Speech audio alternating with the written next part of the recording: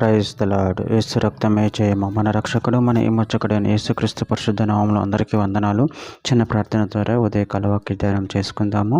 పరిశుద్ధుడా మహాగణుడైన దేవ యేసయ్య సర్వాధికారి నాయన మీకే వేలాది వందనము కృతజ్ఞత స్తుతి స్తోత్రం చెల్లించుకుంటున్న దేవ ఉదయకాలం ప్రభు వాక్య భాగం ధ్యానిస్తుండగా వాక్య భాగం అర్థమవులు సహాయం చేసి మీ కృపలో బలపరిచి మీకు మాదిరిగా మమ్మల్ని నడిపించమని ఈ చిన్న ప్రార్థన యేసుక్రీస్తు అతి పరిశుద్ధ నామములో అడిగి వేడుకుంటున్నాను తండ్రి. Amen amen. రోమిలికి రాసిన పత్రిక 12వ అధ్యాయం 19వ వచనము. ప్రియులారా మీకు మీరే పగ తీర్చుకొనక దేవుని ఉగ్రతకు చోటీయడి.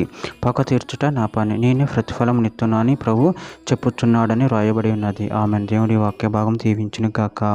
ప్రభునందు ప్రియులారా, ఇక్కడ వాక్య భాగంలో గమనించినట్లయితే ప్రియులారా మీకు మీరే పగ తీర్చుకొనక దేవుని ఉగ్రతకు చోటీయుడి. పగ తీర్చుట నా పని, నేనే ప్రతిఫలం నిత్తును అని ప్రభు చెప్పుచున్నాడని రాయబడి ఉన్నది.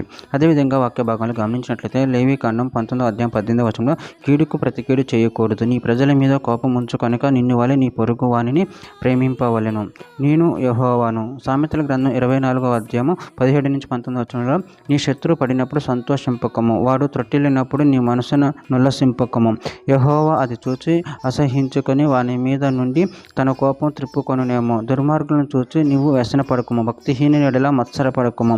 సామెతల గ్రంథం 24వ అధ్యాయం 29వ వచనము. వాడు నాకు చేసినట్లు వానికి చేసేదను, వాని క్రియ చొప్పున వానికి ప్రతిఫలం ఇచ్చేదని అనుకొనుకుము.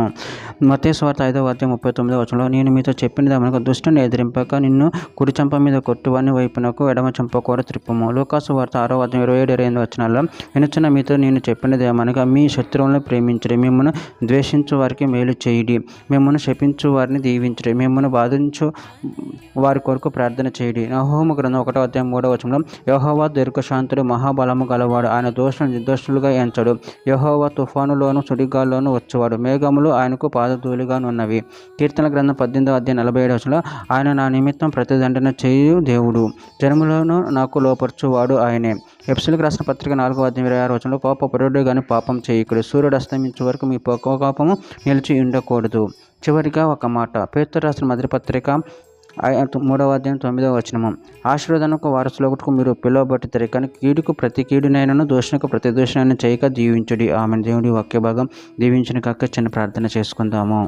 పరిశుద్ధుడ ప్రేమగల దేవ యేసయ్య, మీరు ఇచ్చిన వాక్యదానాన్ని బట్టి ప్రభావ మీ కృతజ్ఞతలు చెల్లించుకుంటున్నాను తండ్రి. నాయన మేము ఎవరి మీద కోపం ఉంచుకొనుకున్న ప్రభావ కీడుకు ప్రతి కీడు చేయకుండా నీపై ఆధారపడి నిన్ను మహిమపరిచి గణపరిచేవారు ఉండగా శక్తిని బలాన్ని మాకు అనుగ్రహించి మీ ప్రేమలో కాచి కాపాడమని చిన్న ప్రార్థన చేసిన ఆమెలు అడిగి వేడుకుంటున్నాను తండ్రి. Amen amen.